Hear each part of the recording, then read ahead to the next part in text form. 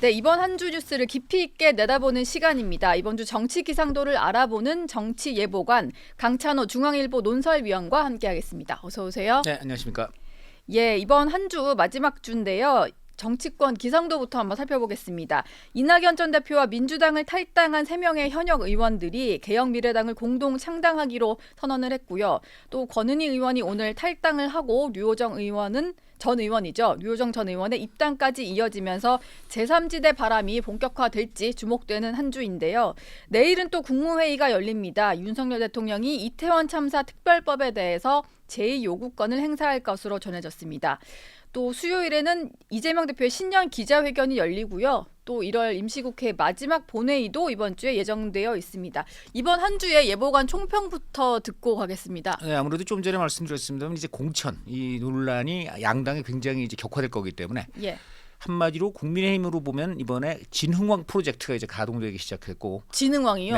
네, 그렇습니다. 진흥왕 하면 떠오르시는 게 있겠죠. 네, 설명드리겠고. 그리고 민주당은 지금 잘못하면 사라예보의 총성이 터질지도 모른다. 네. 네, 이렇게 정리할 수 있겠습니다. 진흥왕과 사라예보 얘기를 해주셨는데 좀 역사적으로 풀어내야 할 그런 얘기가 아닐까 싶고요. 왜 그런 표현을 쓰셨는지부터 좀 여쭤보겠습니다. 네. 지금 서울의 중구 성동구 이쪽이 지금 뭔가 대진표가 짜여질 것 같은 좀 들썩들썩한 분위기거든요. 아주 최근 2, 3일 동안 들썩들썩했습니다. 오늘 아침에 제가 썼는데요. 예. 지금 여러 언론에서도 이제 보도가 되기 시작했습니다.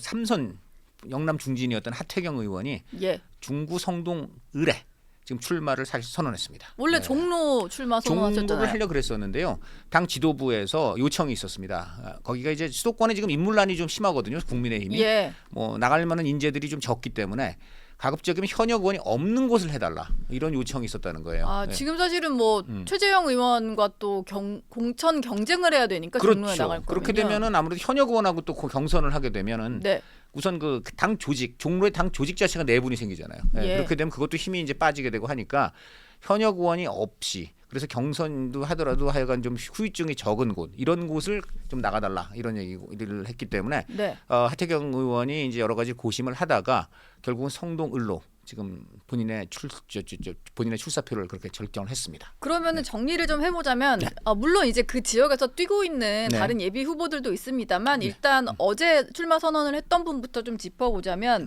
중구 성동갑의 윤희숙 전 의원이 그 출마 선언을 어제 했고요. 하태경 의원 같은 경우도 지역을 좀 바꿔서 중구 성동 을에 출마를 하겠다. 네, 그렇습니다. 그러면 그 지역이 윤희숙, 하태경 이 체제로 만약에 공천을 두 사람 다 받게 된다면 뭐 그렇게 좀 출격하겠다 이런 계획인 것 같네요. 그렇죠. 그리고 하태경 의원 입장에서는 윤희숙 전 의원하고 이렇게 성동 쪽에 좀 남매 출격, 운의 출격이다 이런 의미도 좀 부여를 하고 있는데 두 사람이 다 당내에서 좀 개혁파. 여러 가지 좀 때로는 쓴소리도 하고 좀 이런 스타일이었기 때문에 이게 아주 그 본인들이 아주 콤비가 좋게 그림이 된다고 좀 판단을 한 것 같습니다.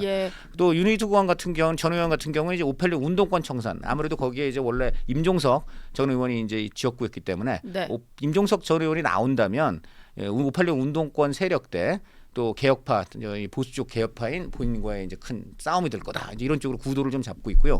하태경 의원도 청동갑까지도 좀 고려를 했었는데 여러 가지 이제 윤희숙 의원이 이제 거기다 출마 선언을 했고요. 그 다음에 이제 본인 입장에서도 볼 때에 그 현역 의원이 없는 곳 그러면 이제 어디로 가나 했는데 마침 딱 성동을 같이 나눈 이런 그 성동 을에서 한다면은 한강 벨트.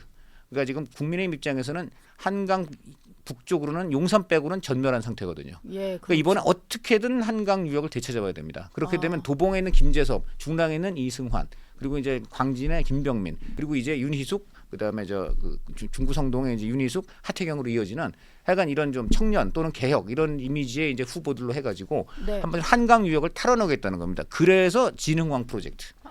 국민의힘 상황이 지금 진흥왕 프로젝트이군요. 그렇죠. 이제 영남에 기반을 둔 신라가 결국 한강 유역을 차지함으로써 한반도 대권을 먹었지 않습니까? 그러니까 한마디로 이번 총선의 승리를 가져오려면은 한강 유역을 찾아야 된다. 한마디로 이 한강 이 북에 순수비를 꼽아야 된다. 그런 이제 입장에서 진흥왕 프로젝트가 가동이 됐다 이런 얘기죠.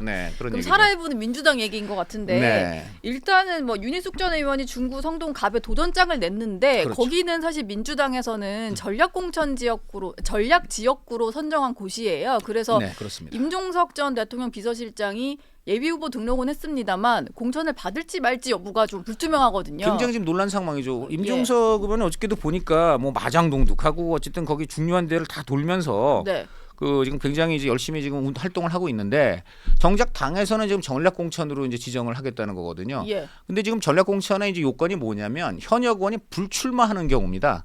거기 홍익표 의원이 그렇죠. 그런데 홍익표 의원이 이제 서초 쪽으로 본인이 이제 이동을 했단 말이에요. 그러니까 이제 지역구가 비긴 했지만 현역 의원이 불출마한 것은 아니다. 네. 그러니까는 전략 공천 지역이 될 수 없다라는 게 이제 임종석 전 의원 쪽 입장이고, 그 다음에 민주당 쪽에서는 현역 의원이 어디로 가느냐는 중요하지 않고 그 지역구에서 불출마를 한다면 어쨌든 간에 그 지역구는 전략 공천이 될 수 있다. 지역구다. 이런 네. 건데 이거는 형식 논리고요. 본질은 친명과 친문 간에 엄청난 헤게모니 지금 싸움이 사실은 내연돼 있다. 이렇게 봐야 되겠습니다. 일단은 그러다 보니까 이제 친명 원외 인사들은 네. 임종석 전 비서실장 자체의 어떤 불출마를 촉구로 하는 것 같아요. 뭐 그렇죠. 싸잡아서 이제 노영민 네. 전 비서실장이라든지 통일부 장관 지낸 이인영 의원까지도 좀 불출마해 달라 뭐 이런 얘기인데. 그러니까 그쪽 입장들을 보면 간단한데요. 한마디로 예. 문재인 정부나 청와대에서 요직을 지낸 사람들은 다 안 된다 이런 얘기고요. 네. 그다음에 이인영 전 장관의 경우에는 뭐 문재인 정부에서 장관을 지낸 측면도 있지만 전대협 핵심이거든요. 운동권 청산의 어떤 타겟이 될 수 그러니까 저 있는. 민주당도 재미있는 게요. 운동권 전체 청산은 아니지만 솔직히 말해서 전대협 청산 지금 기류가 있는 겁니다. 이재명 대표는 전대협하고 인연이 없거든요. 예. 그러니까 전대협이 사실은 어떻게 보면 민주당에서 굉장히 중요한 아주 핵심 세력이었잖아요. 예. 거기도 일종의 보면은 족보가 있는 건데 그 족보에 이재명 대표는 없습니다. 근데 이재명 대표가 당권을 더 강화하려면 그 족보를 갖고 지금까지 쭉 세력을 형성해온 전대협 이제 그만 좀 물러나줬으면 하는 그런 내심이 있는 거거든요. 그러면 한동훈 위원장이랑 네. 이재명 대표가 어느 측면에서는 약간 86 전대협 세력 물러나라는 거에서는 좀 같이 그렇죠. 이해관계가 이해가 다르지만 맞네요. 결과적으로 어떻게 보면 묘하게도 전대협은 타겟이 되는 거죠. 예. 그 재밌는 게 원희룡 전 장관의 경우도 역시 네. 82학번이기 때문에 586인데 이분도 지금 586 청산론을 내세우면서 딱 대상을 한정했어요. 그게 바로 전대협으로 상징되는 운동권이에요. 예. 그 운동권 말고 나머지 그 전향을 했다거나 또는 뭐 뉴라이트가 됐다거나 뭔가 하여간 그 전대협 세력이 아닌 운동권 세력이 아닌 세력은 586도 이번에 선거에 나설 수 있다 이런 입장이에요. 그래서 이번에 보면 전대협이 양쪽에서 지금 협공을 당하고 있는 이런 모습인데 임종석 전 의원의 경우는 두 가지가 다 이제 걸리게 되죠. 그러니까는 이제 친명이 경계하는 친문 세력의 핵심이고, 예. 근데 동시에 또 전대협에 아주 그야말로 최고 탑에 있었던 그러니까 전대협 회장을 했잖아요. 그러니까. 네. 그렇죠. 그렇기 때문에 그런 점에서 지금 누가 봐도 돌연 성동갑을 전략 공천 지역으로 했다는 것은 한마디로 이렇게 양 친문이라는 거, 그다음에 전대협 핵심이라는 거, 이 두 가지 측면에서 모두 부담이 되는 임종석 전 의원을 어떻게든 좀 배제하겠다. 이런 속내가 배제하겠다. 있는 것이고요. 그리고 사라예보랑 좀 연결을 지어서 해석해 그게 주시면 이제 이게 이재명 대표나 친명 쪽 솔직히 속내라고밖에 볼 수가 없는 반면에 이제 그 친문 입장에서는 임종석 전 의원의 출마가 굉장히 중요한 상황이 됐습니다. 아시다시피 이제 이번에 결과적으로 보면 어차피 친명 공천이기 때문에 네. 친문 입장에서는 조금이라도 이제 공천이 돼야 되는데 그 경우는 아무래도 좀 구심점이 될 만하고 좀 아무래도 명망이 있는 사람이 서울에 좀 요지에 출마해야 되는 거 아니겠습니까? 예. 이는 저희가 여러 경로를 추적을 해봐도 문재인 전 대통령의 뜻도 그렇다. 그러니까 지금 들리는 말로는 이현정 문화일보 논설위원 얘기입니다만은 이재명 대표를 만나는 자리에서 문재인 전 대통령이 최소한 한 차례 이상 그 임종석 전 의원을 하여간 그 성동을에 뭐 경선을 치를 수 있게 해달라 또는 하여간 공천 기회를 달라는 거죠. 그게 문재인 전 대통령의 의중도 담긴 그렇다고 출마다. 봐야 될 겁니다. 예. 문재인 전 대통령의 의중이 담겼다고밖에 볼 수가 없어요. 왜냐하면 당장 문재인 전 대통령 밑에서 장관을 지냈음에도 지금 네. 친문 세력의 어떻게 보면 또 앞에 선두에선 추미애 전 장관이 임종석 전 실장이나 전 의원이나 노영민 전 실장 같은 친문 핵심 인사들 이번에 불출마라고 막 노골적으로 지금 나서고 있거든요. 예, 거의 그러니까 선봉에 섰죠. 그러니까 한때 친문이었던 사람이 또 친명이 돼가지고 그것도 아주 대놓고 지금 이제 친문 핵심들 보고 출마하지 말라. 네. 뭐 이런 상황이기 때문에 친문들 입장에서는 굉장히 이제 이게 우려스러운 거죠. 왜냐하면 같은 친문이어야 되고 또 지명도가 있는 추미애 전 장관까지 저쪽으로 넘어갔잖아요. 예. 그러니까 이제 이렇게 되면은 이번에 정말 친문들이 정말 이번에 잘못하면 멸종할 수도 있다. 예. 그러니까 이제 그런 점에서 어떻게든 친문들 입장에서는 임종석 전 의원 같은 좀 이렇게 지명도 있고 또 이제 앞으로 어떤 구심점이 되줄 만한 인물이 그 성동을에 나와야 되는데 반대로 뒤집어 보면 친명 입장에서는 절대 나오게 하면 안 되죠. 그러니까 이게 절대 그냥 막아야 되는 그렇죠. 사람. 그러니까 예. 이게 성동갑이 일종의 친문 친명의 내전의 어떤 핵심 핫스팟이 돼버린 겁니다. 아, 네. 그래서 살아해보군요. 그래서 보면은 어떻게 보면 지금 문재인 전 대통령이 굉장히 이제 아끼고 또 이제 공천을 바라고 있는 그 임종석 전 의원은 어떻게 보면 문재인 친문 세력의 황태자 같은 거가 된 거거든요. 네. 자, 그런데 이 아시다시피 1차 세계대전이 사라예보에 어떤 일에서 발생했습니까? 오스트리아 황태자가 암살당했지 않습니까? 예. 그러면서 이제 내연돼 있었던 영국 프랑스 세력과 결국은 프로이센 독일 세력 간의 이제 그 갈등이 사라예보에서 그 황태자 암살로 인해서 폭발하지 않았습니까? 네. 그래서 제1차 세계대전이 일어난 건데 친명과 친문 간의 내연된 갈등이 결국은 임종석이라는 아주 핵심 인물 또 문재인 대통령의 의중이 담긴 지금 공천 갈등 거기에 이제 이재명 대표는 노골적으로 사실상 지금 안 했으면 하는 쪽으로 나가고 있고 예. 아까 한 가지 빠뜨렸는데 문재인 대통령이 어떻게든 경선이라도 치르고 공천 기회를 주라라는 좀 의중이 전달이 됐는데 이재명 대표는 소위 이른바 일십 익십을 하셨나요? 듣고는 듣십 네. 아, 듣고 그냥 예, 그냥 답을 하지 넘겼다는 않았다. 얘기가 나오고 있습니다. 그러니까 예. 전략 공천 얘기가 나오죠. 그럼 중구 성동갑이 살아해보고 임종석 그렇죠. 실장이 만약에 거기서 공천 못 받고 예. 뭔가 속가내어진다면 이제 1차 대전 되는 거네요. 그렇게 친문 친명의 내전이 굉장히 심화될 수 있죠. 왜냐하면 만약에 문재인 대통령이 직접 또는 간접적으로 의중까지 전달했다면 이건 친문 세력 입장에서는 정말 갈 때까지 극점까지 간 거거든요. 네. 이것만큼은 그 핵심 이해가 된 거예요. 아, 그런데 이거를 친문이 대놓고 거부했다? 그리고 명분도 약하다? 최소한 경선 기회는 줘야 되는 거 아니냐? 네. 라고 한다면은 이거는 친문 입장에서는 참을 수가 없는 거죠. 아, 일단 민주당 상황은 좀 심상치 않게 돌아가는 것 같고 이따 본인이 여기 나오십니다. 임종석 전 실장 그렇습니까? 나오시니까 예, 한번 네. 실제 당 분위기 어떤지 한번 네, 더 네, 자세히 여쭙도록 네. 하겠고요. 사실 지난주 초반에는 국민의힘의 네. 갈등이 가장 큰 뉴스였잖아요. 그렇습니다. 대통령실과 한동훈 위원장 간의 갈등이었는데 네. 일단 그게 좀 봉합은 된 것 같습니다. 근데 네. 2차전이 벌어질 수도 있다는 게 또 그렇습니다. 전망이에요. 지금 민주당 내전 이제 성동에서 터질 수 있다 뭐 이런 말씀드렸는데 국민의힘도 만만치 않습니다. 일단 지금 두 가지 문제가 있죠. 예. 윤석열 대통령하고 한동훈 위원장 간의 갈등이 두 가지인데 하나는 이제 김건희 여사 이제 그 이른바 명품백 논란에 대한 어떤 앞으로의 대응 네. 여기에 대한 갈등이고 또 하나가 바로 김경률 비대위원회 공천 논란이잖아요. 요 두 가지인데 요거에서 특히 그 투자 문제, 김경률 비대위원회 공천 문제가 다시 다른 또 친윤 후보들의 또 공천 문제하고 바로 이어져서 또 논란이 될 수가 있는 겁니다. 다른 친윤 후보로 하면 뭐 대통령실 참모들이라든지 이런 대표적으로 이제 인사들인가요? 주진우라든가 이원모 같은 굉장히 예. 그 이제 윤 대통령과 원래부터 옛날 검찰 시절부터 오래 친해봤던 이러한 최측근들인데 이분들이 지금 서울 강남 그리고 해운대 바로 좀 전에 이제 거론했던 하태경 의원의 네.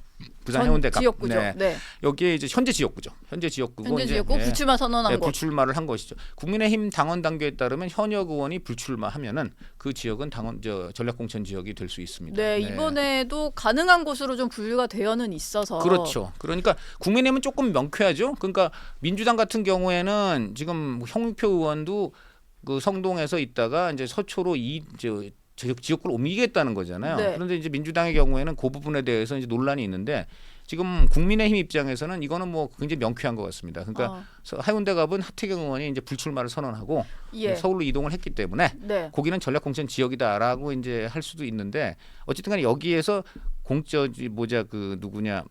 이 많은 지금 후보들이 이제 도전을 선언했어요. 근데 여기에 만약에 지금 주진우 전 검사가 지금 출마를 희망하고 있거든요. 요 주진우 요 분이 이제 여기 전략 공천이 만약에 된다면 상당한 논란이 우려가 됩니다. 근데 공천 만약에 갈등이 빚어지려면 네. 한동훈 위원장이 공천을 주는 것을 좀 거부를 해야지 2차전이라는 건데 한동훈 위원장도 검사 출신이다 보니까 뭐 그 두 명에 대해서는 좀 그렇게 그렇지 크게 않을 이견이 겁니다. 있을까요? 이견이 예. 상당히 있을 겁니다. 왜냐하면 지금 한동훈 위원장은 검사 출신이긴 하지만 네. 지금은 공당 그것도 어쨌든 집권당을 이끌고 있는 당수거든요. 예. 그리고 그 한동훈 위원장이 검사와의 인연부터 먼저 생각했다면 당장 윤석열 대통령이 당신 물러나 했을 때 검사 선배가 후배한테 물러나 했으니까 물러나야 되는 거겠죠. 만약에. 근데 그것도 거부했잖아요. 네. 그러니까 지금 한동훈 위원장은 이제 과거에 검사 선후배로서 대통령을 보는 게 아니고 집권당과 그 대통령의 어떤 독립적이고 수평적인 관계로 보고 있는 겁니다. 그리고 한동훈 위원장은 지금 뭐니 해도 당의 승리가 본인의 앞으로의 모든 것이에요. 그런 점에서 볼 때 그렇죠. 당의 승리에는 어쨌든 이른바 찐윤 후보라는 이원모 또 주진우 이런 분들이 양지 중에 양지라는 강남 또 그다음에 좀 하태경 의원이 직접 부산에서도 예. 양지라는 뭐 그러니까 해운대. 하태경 의원의 경우도 네. 내가 양지니까 양지를 떠나서 험지로 가겠다고 했기 때문에 그 양지의 성격이 굉장히 더 두드러져 버린 거예요. 이제 해운대 갑이 그동안. 예, 그렇죠. 서울 분들은 잘 모르시겠습니다만 해운대 갑이 원래 부산에서 국민의힘한테 이제 밭이 좋은 곳이었는데 하태경 의원이 거기를 떠나서 서울로 왔기 때문에 더더욱 저희가 정말 양지구나 이게 각인이 됐잖아요. 네. 근데 여기에다가 그냥 그렇다면 그런 양지에는 좀 더 정말 그야말로 참신한 인재라든가 뭐 이런 걸 이제 경천하는 것이 상식적이라고 보는데 네. 대통령과 친분이 강한 그런 사람을 그냥 거기에다가 한마디로 전략공천 이른바 꼽아버린다. 또 마찬가지로 서울하면 뭐 강남이 최고 양지인데 여기에다가 역시 또 대통령하고 정말 친한 후보가 그냥 날아와서 그냥 꽂힌다 한다면은 굉장히 그 당내 비윤이라든가 여러 가지 하여간 수도권 공천이나 또 부산권 공천에 큰 논란이 빚어질 수밖에 없고 네. 이는 바로 중도층의 이탈로 이어질 가능성이 큽니다. 그리고 언론에서도 이거는 보수나 진보내를 가리지 않고 언론도 모두 한 목소리로 비판할 것이 굉장히 명확관하거든요. 아, 그렇죠. 뭐 네. 내력 꽂는 식의 공천이 벌어졌을 때는 네. 뭐 당도 당이지만 뭐 그렇죠. 여론도 가만히 있지 않을 아니 것 같다는 아까 생각이 임종석 들고. 의원도 논란에서도 보듯이 지도부가 어떤 그 본인들의 그 계파 위주로만 생각을 해서 최소한 경선 자격이라도 줘야 되는데 경선도 안 주고 만 일방적으로 성동에 친명 후보를 내리 꼽는다 한다면은 당연히 이제 언론이 비판하게 돼 있는 거하고 똑같이 예. 강남이나 해운대 같은 이런 국민의힘 양지에 또 대통령하고 가까운 사람을 그냥 일방적으로 꼽는다면은 당연히 논란이 될 수밖에 없고 이 경우에 대통령실이 그런 뜻을 굽히지 않는다면 한동훈 위원장은 100% 반발할 가능성이 큽니다.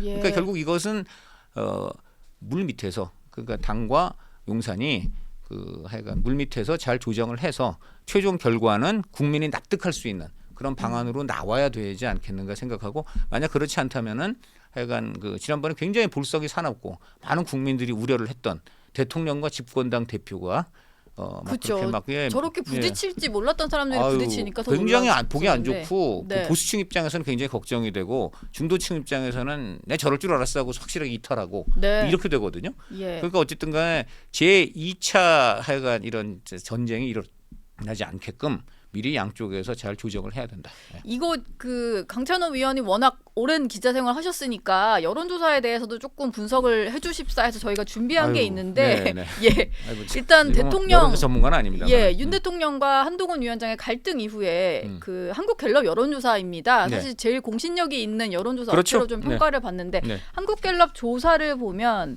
한동훈 비대위원장이 잘하고 있다는 평가가 52%인데요. 네.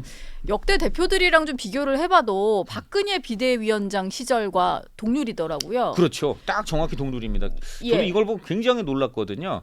저 때가 언제냐면 이제 박근혜 대통령이 이명박 정부 말기에 결국 이명박 대통령의 지지율이 많이 떨어지고 중도층이 많이 이탈한 상황에서 박근혜 대통령이 나섰거든요. 친박들이 이제 그때 친박 유승민 의원이 최고위원직 사퇴하면서 당 지도부가 와해되고 그래서 박근혜 비대위 체제가 갔는데 박근혜 비대위는 사실 당적은 이명박 대통령하고 같지만 사실 여당 속의 야당이었거든요. 그렇죠. 그리고 네. 뭐 워낙 뚜렷한 미래 권력이어가지고 바로 차기주자고. 그겁니다. 예. 네. 지금 똑같은 상황으로 보여요. 근데 그러니까 기간이 좀 다르지 않습니까? 기간이, 대선이 많이 네, 남았는데. 대선이 많이 남았는데도 이런 현상이 나온 이유가 대표적으로 일단 아무래도 대통령이 집권 초기부터 좀 낮은 지지율이 계속 이어져 왔다는 점. 요게 이제 좀 한 가지 좀 설명이 돼야 될 것 같고, 요게 좀 연결이 되는 것 같고요. 예.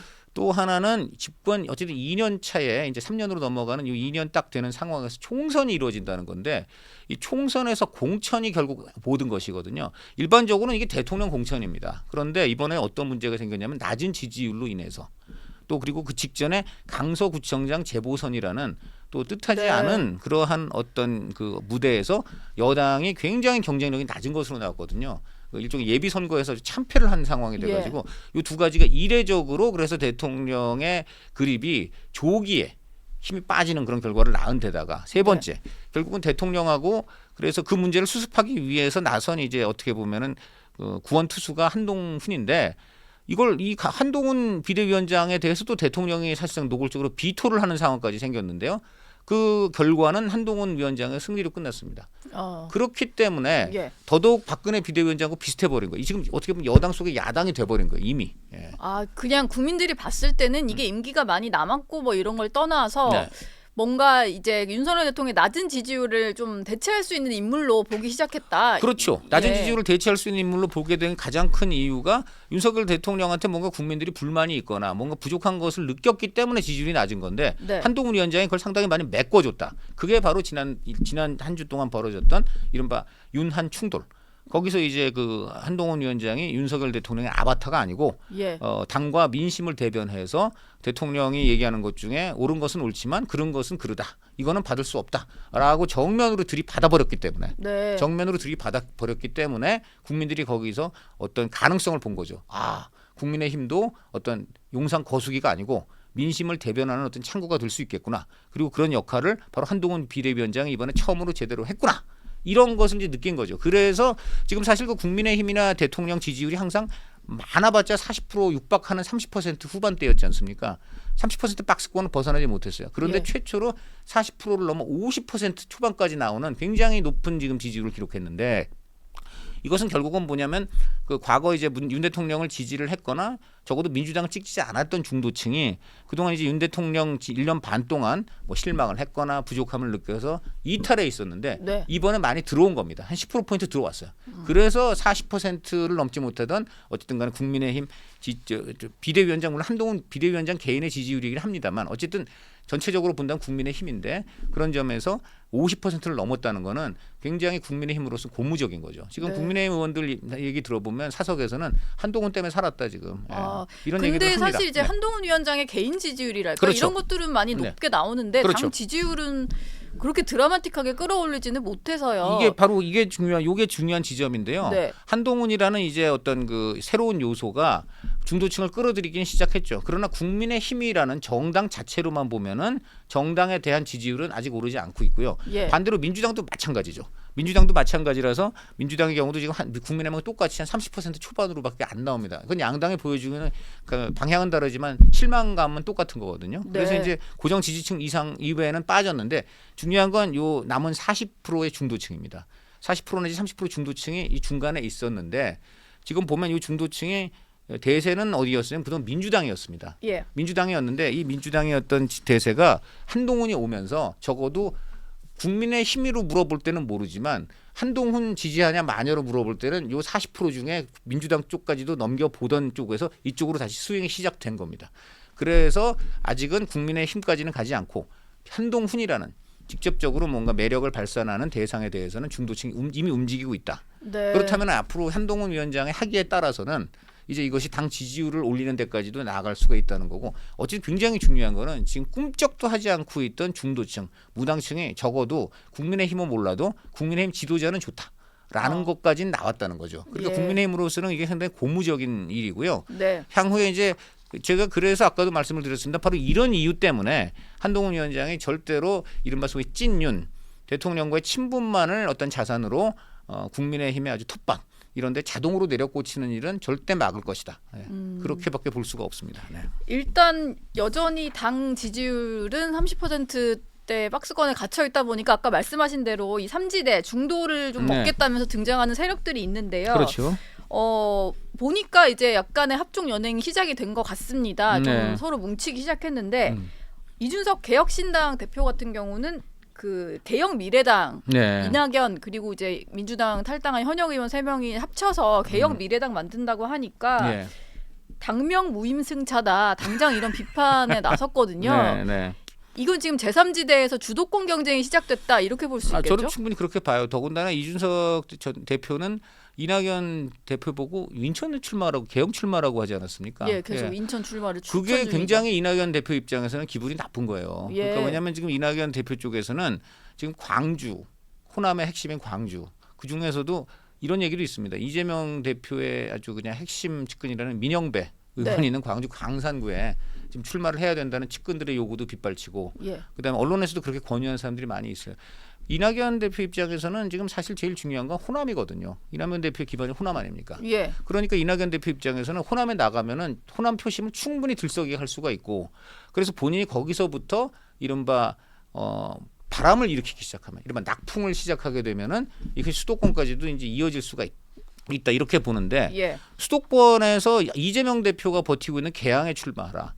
이거는 굉장히 승산이 없는 게임이거든요. 네. 그렇게 되면 어떻게 되겠습니까? 어떻게 보면 원희룡이라든가 하여간 거기 출마하는 국민의힘 후보만 어부지리를 얻는다. 왜냐하면 개항이라는 곳이 이제 아무래도 그 민주당을 전통적으로 지지하는 약간 진보 성향 유권자하고 호남 출신 유권자가 많아요 거기가. 네. 그런데 지금 만약에 이낙연 대표가 거기로 출마해버리면 호남 출신이 올지는 모르지만 또 민주당 원래 전통적으로 지지하는 성향은 아마 또 이재명 후보가 나간다면 대표가 나간다면 예. 그렇게 해서 갈라먹게 되고요. 그럼 결국은 이제 국민의힘만 어부지리가 되는 데다가 이낙연 대표는 더 이상 이제 회복 불가능한 이제 상처를 입게 되지 않습니까? 그렇죠. 그러니까 이거 말도 안 되는 건데 그럼 이걸 왜 그러느냐? 한마디로 이준석 대표가 지금 이른바 제3지대에서 본인의 헤게모니 잡으려고 지금 완전히 나를 사지로 모는 거다. 네. 그리고 전체 우리 이제 이낙연 당 지금 이제 개혁미래당이라고 가칭을 했는데 이 당의 어떤 그 미래를 말로 개혁미래당의 미래를 완전히 그냥 이제 암흑으로 밀어넣을 이런 지금 수를 쓰고 있다. 그러니까 네. 지금 이 국민의힘에서 왜 그렇게 트러블이 많았는지 알겠다. 이런 얘기까지 그 내부에서는 볼멘 소리가 나오고 있는 거죠. 개혁미래당에서는 네, 그렇습니다. 네.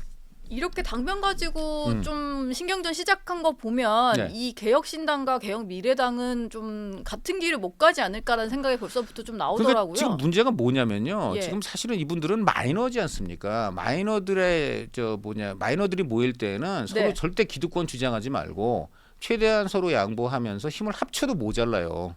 근데 지금 얼마 있지도 않은 도용철 의원이 그 얘기를 하더라고요. 우리는 나가면 마이너인데 거기서도 우리가 너하고 나하고 같은 도토리인데 내가 0.5cm 더 커. 도토리 키재기 중인 거군요. 도토리 지금. 키재기.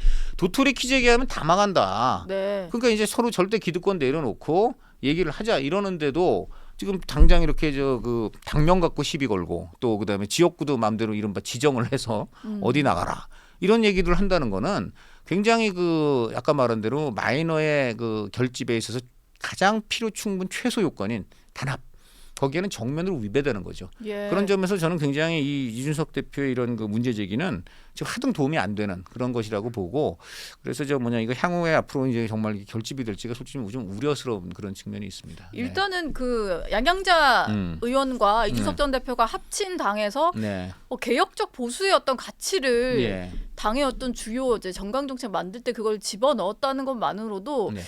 이게 이낙연 전 대표랑 같이 하겠다는 건가 이런 생각이 좀 들긴 하더라고요. 당연히 그렇죠. 당연히 예. 그렇고 그래서 그리고 지금 결국은 그래서 보면은 결국 그 조홍천이라든가 이런 분들이 이낙연 대표하고 지금 함께하는 그런 방향으로 가고 있지 않습니까? 네. 그런 점에서 본다면은 그것 역시도 보면은 이게 결국 이제 민주당 계열은 민주당 계열끼리 모이고 국민의힘 계열은 국민의힘 계열이 모이는 거 아니냐 예. 이런 또 이제 그 우려를 낳게 되는 거죠. 그런 점에서 본다면. 그리고 어제 하나 또 중요한 뭐 선언이 있어서 이것도 좀 여쭤볼까 하는데요. 유승민 전 의원이 예. 원래는 이준석 전 대표가 굉장히 러브콜을 많이 보냈었는데 네. 결과적으로 당에 남겠다라고 잔류 선언을 했습니다. 예. 이건 좀 어떤 속내가 담겨 있다고 볼 수 있을까요? 우승민 전 의원은 사실은 전부터도 이준석 의원 전 대표, 이준석 대표죠, 죄송합니다. 이준석 대표하고는 좀 결이 다른 행보를 좀 많이 했어요. 대표적으로 인용한 예. 그 혁신위원장이 그 처음 들어와가지고 이제 이준석 좀 어떻게 좀 붙잡으려고 막 이제 이준석 예. 유승민 이준석 징계 철회도 하고 했지 않습니까? 그러면서 네. 또 유승민도 이제 막 접촉을 하고 했는데 그때 이준석 대표는 거부를 했습니다. 거부를 했죠. 유승민 그러니까, 전 의원은 만났죠. 이준석 대표는 거부해서 네. 예. 거기서부터 벌써 딱 차이가 난 겁니다. 그러니까 거기서부터 이미 유승민 예. 전 의원은 그 국민의힘하고 나는 여기 남겠다. 그러니까 준석이라는 표현 죄송합니다. 그 내부에 쓰는 말이고 이준석 친하시군요. 대표는 아니 그게 아니라 예. 이게 국민의힘 가면 이제 나이 든 분들은 되게 네. 이제 이준석 대표가 젊다 보니까 이제 그렇게 부르는데 사실 그건 올바른 건 아닙니다. 올바르진 않지요. 제가 말 튀어나온 것 예. 자체를 사과를 드리는데 네. 왜냐하면 이준석 대표는 어쨌든 국민의힘 대표였고 그 나이가 젊다는 이유만으로 그렇게 막 그 편하게 호칭해서는 안 되죠. 그거는 뭐 기본적으로 잘못이고. 근데 아까 이제 다시 돌아가서 그 얘기를 들어보면 어쨌든 간에 그 이준석 대표는 아까도 말했지만 이제 젊고 네. 그다음에 이제 또 어차피 수도권이고 그렇기 때문에 이제 그 앞으로 당을 이탈해서도 뭔가 또 여러 가지 좀 기획을 해볼 수 있지만 유승민 전 의원의 경우는 어차피 이제 TK 출신이고 그다음에 오랫동안 이 당에 있었고 예. 그다음에 향후 이제 나이를 고려하더라도 이 당에 남아서 기회를 보는 게 맞지 이준석 대표하고 그렇게 같이 행동하기에는 여러 가지로 이제 본인의 부담도 있고 네. 그리고 가능성도 또 그리고 좀 많이 약하다고 보는 거죠. 예, 예. 그런 점에서 옛날부터 그 얘기 많이 있었어요. 이준석 대표하고 유승민 전 대표가 그렇게 친하게 지낸 지는 오래되었다. 이런 얘기 좀 많이 있었죠. 친하게 네. 지낸 지는 오래되었다. 네, 네, 예, 그 네. 말에서 좀 여러 가지 속내를 읽을 수 있을 것 같습니다. 오늘 강찬호 정치예보관과는 여기서 인사 나누도록 하겠습니다. 고맙습니다. 고맙습니다.